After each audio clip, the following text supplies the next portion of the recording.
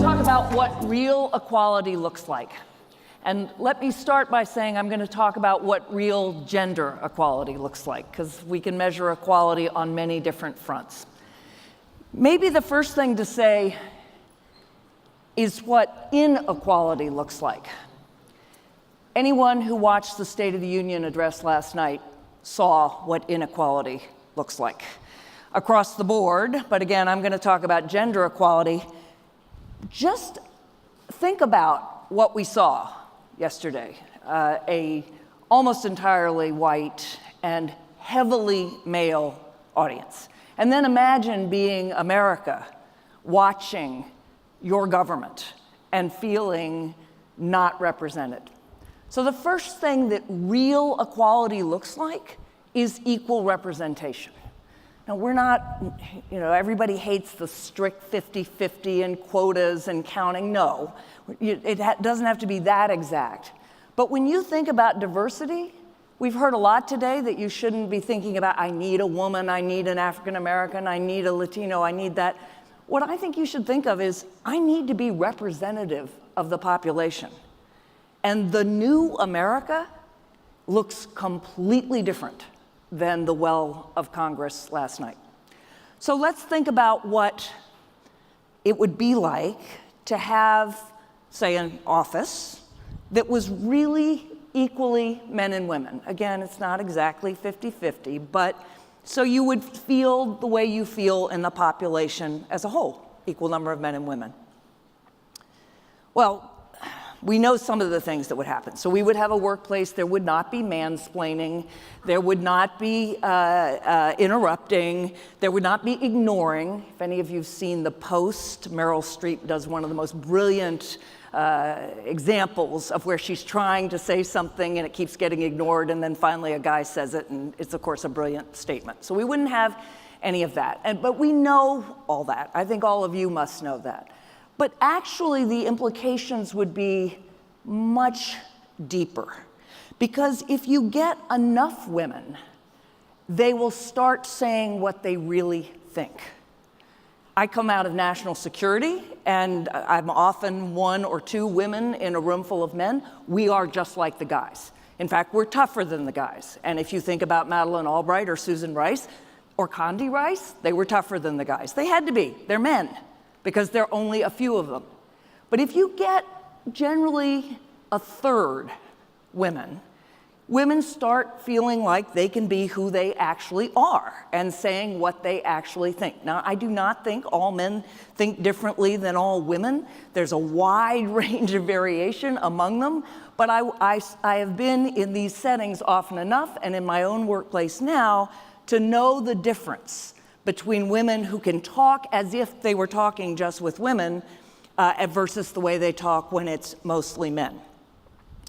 And I'll give you an example. I run New America. We are a think tank, but we're transforming ourselves into a think and action tank, what we call a civic platform. And what that means is we're all for thinking. I come out of the academy, but we also really want to be making a difference on the ground. We want to be finding solutions and sharing them and spreading them and scaling them. And there's a real gender divide there. Now again, I do not think all men are thinkers and all women are doers. No, and certainly not in this audience. But in the think tank world, and I will say in the academic world, the big thinkers, the people who are most respected, are the most abstract thinkers, the theorists, right? The people who can imagine different worlds. And I'm all for that. I'm trying to imagine a different world right now. And often the women are often the doers. In the academy, they're more the administrators, they do more of the empirical research, they're closer to the ground. And it's been very interesting to watch in my own organization, because in the leadership team we're 3 women and 2 men, how those dynamics shift. I know that women are willing to speak up in a way that they wouldn't be if we didn't have that dynamic. And there's also empirical research that shows what happens when you have 20% women, 30% women, and 40% women in a group. And the experiment asked this group to actually allocate the federal budget. So how much for defense, how much for entitlements, how much for education, how much for social spending. And again, I know there's stereotypes here, but at 20% women and men voted exactly the same way, and the budget looked like it actually looks like. At 30% women, the amount of spending on education and on things like paid leave went up, about 5%. At 40% women, it changed pretty dramatically. The actual budget really started to look different. Women felt empowered, but here's the kicker. It wasn't just women who spoke differently than they spoke when they were only 20%. It was a lot of men at that point felt free to be who they wanted to be, rather than to conform to some idea of what they ought to be. So when you got enough women, women felt liberated, but so too did some men. So let's start with that.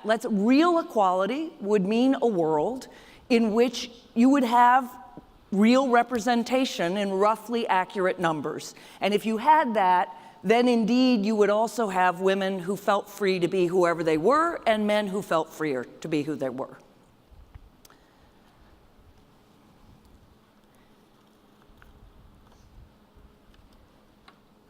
There would be a couple of other things in that workplace. We would treat men and women exactly the same way around parenting. Now, the first thing you'd notice is something Halle Berry raised earlier today. Halle asked her, every woman in this audience, every one of us has been asked, God knows how many times, how do you do it? Right? How do you do it? How do you juggle work and family? I'm willing to bet that none of the men have been asked, how do you juggle work and family? Maybe a few, but we don't. We ask women that question, not men that question. Why? Because we assume it's women who are taking care of the family and also working. When we're looking at a man, we assume he's working and somebody else is taking care of the family. So if you actually treated men and women the same, every time you hired a young man, you assumed, well, he may have a family, not all. He may have a family with a wife or a husband, but if he has kids, I'm going to have to think about what that's going to mean in terms of his time. Is he going to be able to travel as much? Is he going to take on the big assignments? Exactly the same things that go through people's head with respect to women. Or you'd change it and you wouldn't make any assumptions about whether kids would affect travel or big assignments, because you'd assume for a woman, equally, somebody else would be what I call lead parent. But you would absolutely ask and treat every employee the same way as parents, or possibly as children later on, as children of elderly parents. You'd ask them the same questions, or you wouldn't ask either of them any such questions.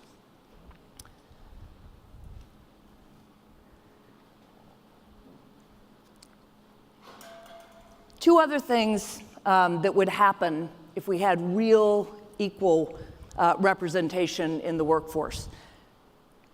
Men and women equally would be able to ramp down their careers as needed, go part-time, just work more flexibly, whatever they might need, and ramp back up. And that would be equally distributed among men and women, depending on what their individual circumstance was. And then finally, of course, and this one I think you know too, men would do a lot of the office housework.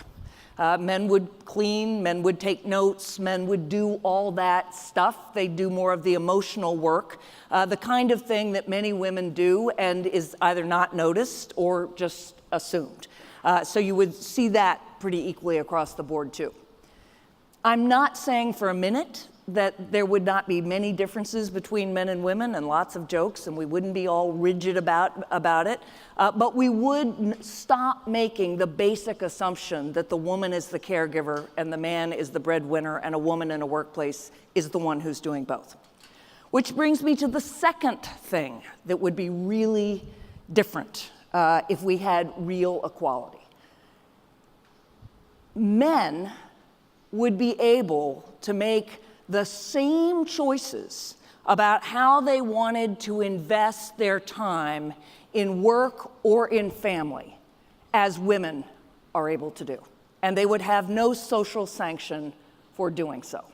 I don't know if you've ever thought, why is it that women say, I want to have it all? When a woman says that, I actually hate the phrase, swore never to use it ever again after the article I published in The Atlantic, but what it means is women are saying, yes, I want an absolute career, but I still want to be a mother. Why don't they just say, I want to trade places with my father. I want to be the breadwinner, and somebody else can raise my children. That would be equally liberating, supposedly. Well, we don't want to say that, because investing in our children, in our families, in our relationships is pretty great. And we knew that. It's hard. It's incredibly hard and deeply frustrating at times, but it's pretty wonderful. And we don't want to give that up. And men actually miss out on a great deal of that, or at least they have historically. I remember in my own family and my friends' families, it has to have been a little painful for fathers when the kids always wanted mom.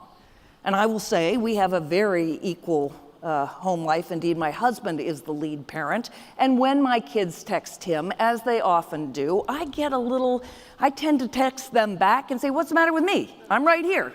And when we travel together, they literally do trade off. They ask him about logistics and all sorts of things. They ask me about other things.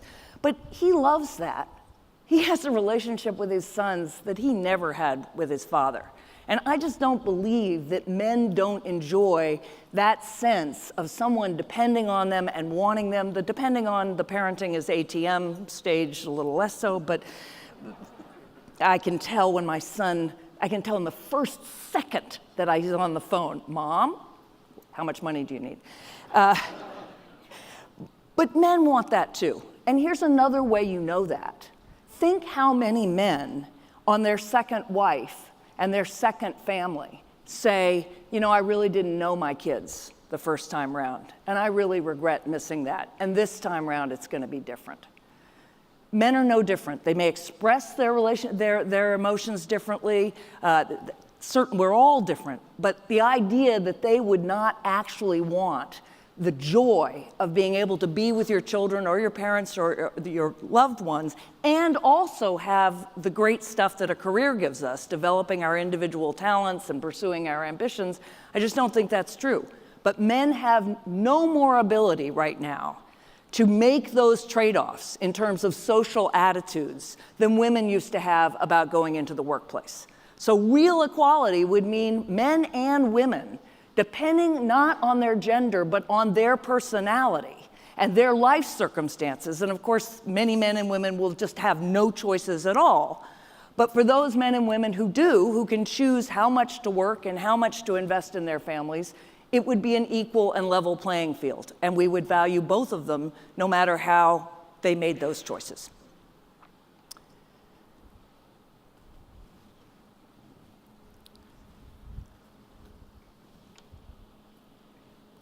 So now I'm going to get to the kind of squirrely part.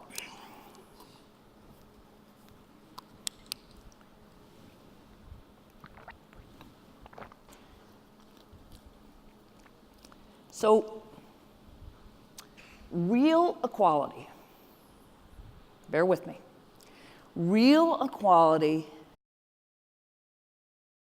that it is just as okay and accepted and unremarkable for an ambitious woman to marry a less ambitious man as it is perfectly okay and acceptable for an ambitious man to marry a less ambitious woman.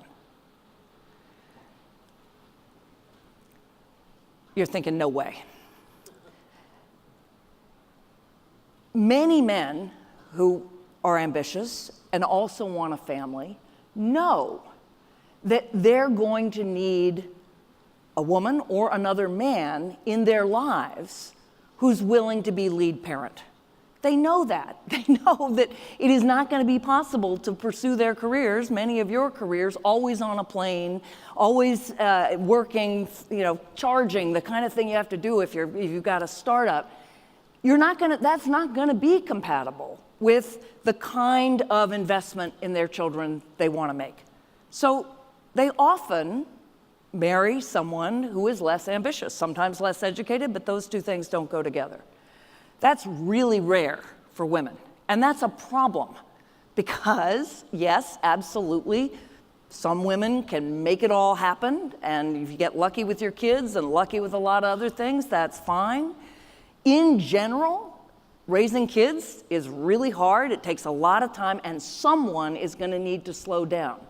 And many, many women at the top of the corporate ladder or any other have married a writer or a consultant or a carpenter or somebody who is working. I think most of us want to work, but has much more flexibility. She is the more ambitious member of the couple. Now, what most people say when they hear me say that is, yeah. Women say that, but they don't actually think a man who is less ambitious, a man who's not earning more money, a man who knows his way around a household, they don't actually think he's attractive.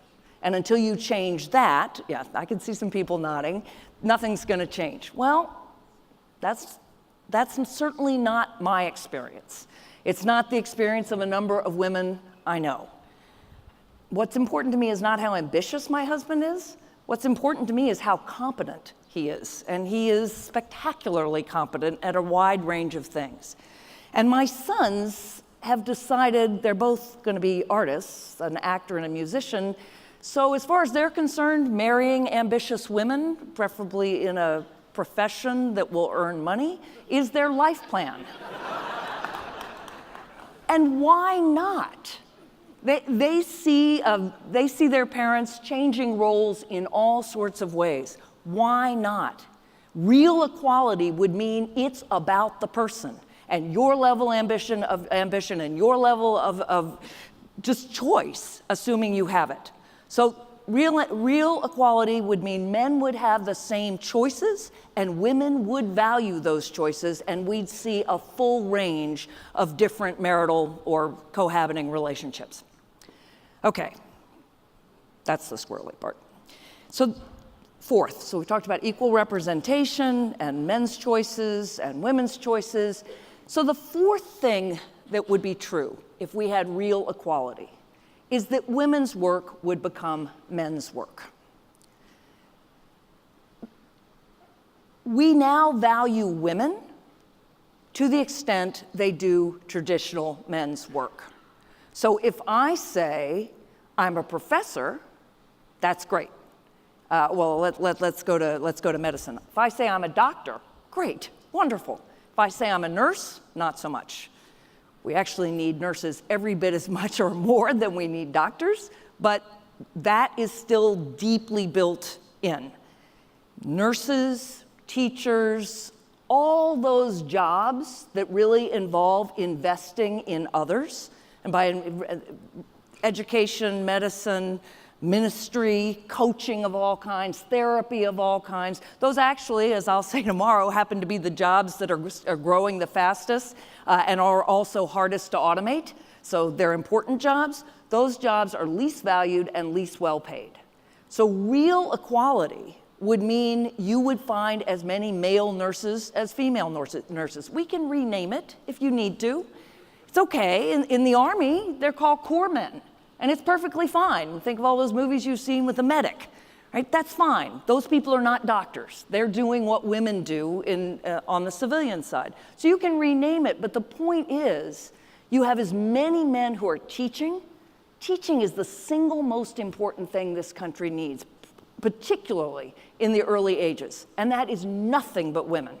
Not so great for little boys, but not so great generally, because you're seeing only one slice of society. Training those young brains, investing in those brains from what we now know about neuroscience, absolutely critical.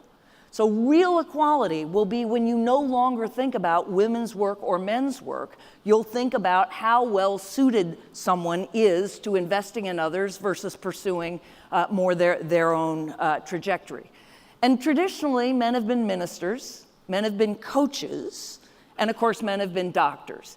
It fascinates me to watch the explosion of coaching. Now, there are a number of reasons for that. One is that it's therapy by another name, a socially acceptable name, so you have a life coach, and that's okay. But what's also, I think, happening is that men are very comfortable with the idea of a coach as somebody who invests in you, who disciplines you, who holds you to account, who does all the things that are the elements of care. And I think we're starting to see it, but we've got a long way to go, and it does intersect the future of work.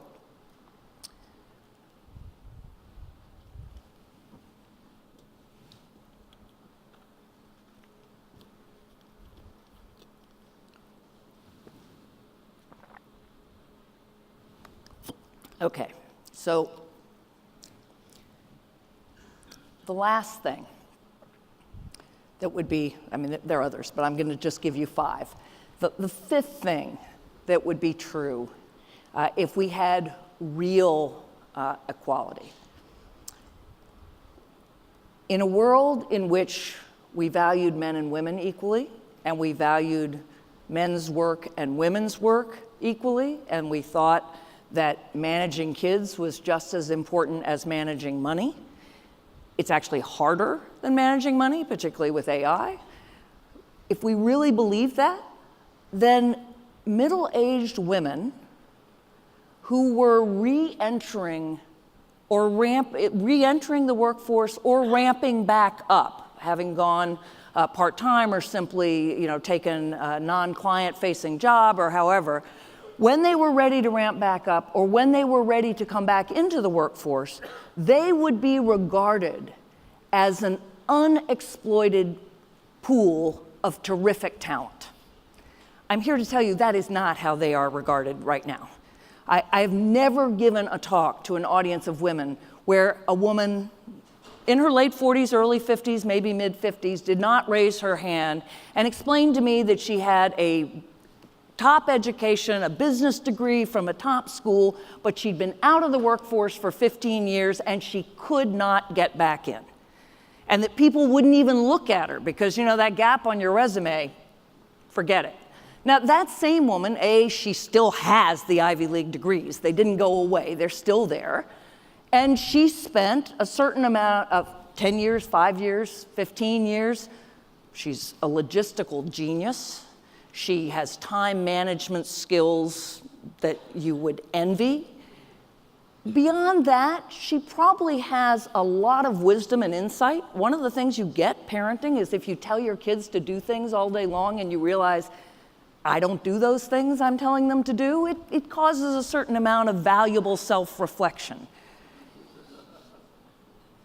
And she has lots of relationships. There are some law firms, I know a few firms in New Jersey that finally figured out that instead of hiring somebody who came right out of law school and doesn't know how to practice law, or anybody who might be a client, if you hired someone who did know how to practice law and had practiced law at a high level but had taken time out, but during that time out knew everybody in town, from soccer games or band concerts or all the things that you do on that side, that person might actually be a better investment in terms of getting clients and doing the work. But if we really saw men and women equally, we would think, wow, why, I'm running to hire those people. Sure, they need to upgrade their tech skills, they need to get back into it, but fundamentally, that is someone who not only has the basic work skills we expect, but whose time out has actually added to them. And then, of course, down the line, if we were absolutely equal, we would treat men the same way. And again, as I said, both men and women would be able to ramp up and ramp down as needed, depending on their personal choices. So I've given you 5 ways of thinking about the world, a world that we are far from, but I think could be imagined. If we really were equal, we would see roughly equal representation of men and women, but also, I would submit, of the population in our workplaces.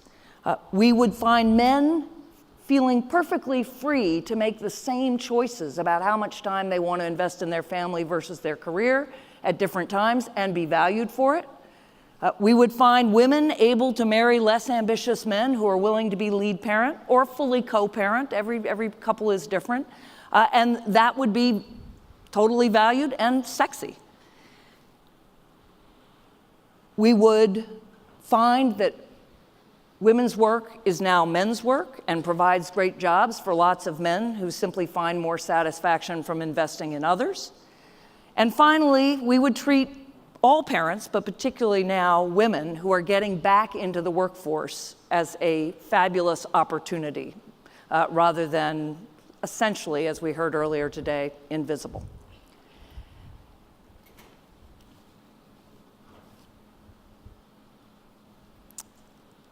So I told you that I started my career in the academy. I taught law and then foreign policy for almost 20 years. And we had a rule at Harvard Law School. It was not a formal rule, it was an informal rule that when we were on the appointments committee, bringing people in for tenure-track jobs, that if somebody had been out of law school or in practice for longer than 6 years, they were not really eligible because they'd lost the ability to imagine a completely different world. And that's what you need in scholarship, as I said earlier, because they were too used to taking the world as it was. I think all of us need to be academics for a moment, to think of a world that looks radically different. We've heard all day, and I deeply believe it, that we are, as the SoftBank discussion brought out, we're at about 1830 in the Industrial Revolution. Meaning if the information revolution or the digital revolution is comparable to the Industrial Revolution, by 1830 you had steam, some electricity, but you didn't have anything like what was soon to come. That's about where we are now. Our world is being radically, radically transformed in ways we can barely even imagine. And that move from the agricultural age to the industrial age completely changed male-female relations. Right? Before then, in the agricultural age, mom and dad were both there, so were the rest of the family. Yes, there was women's work and men's work, but it wasn't such a division. And plenty of times when men were gone, women did all sorts of things we later came to think of as men's work. They both participated in raising the kids. The industrial age transformed that because then you had to go to work in an office or a factory and somebody had to stay home. We can absolutely imagine a change of equal magnitude in the way we work, and thus in the way we work, in the way that we relate to one another in the workplace or at home.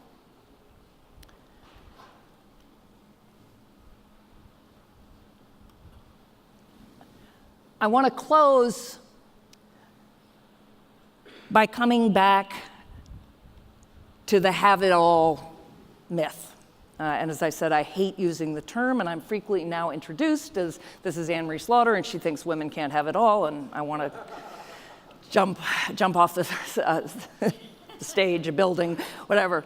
I never said that, and I don't believe it. And I believe that men and women can have completely fulfilling personal and professional lives. I believe that we can indulge our competitive side and our caring side. I believe that as human beings, we are biologically wired to have both and to be happiest when both are fulfilled. Although again, some individuals are way over on the competitive side and some individuals way over on the caring side.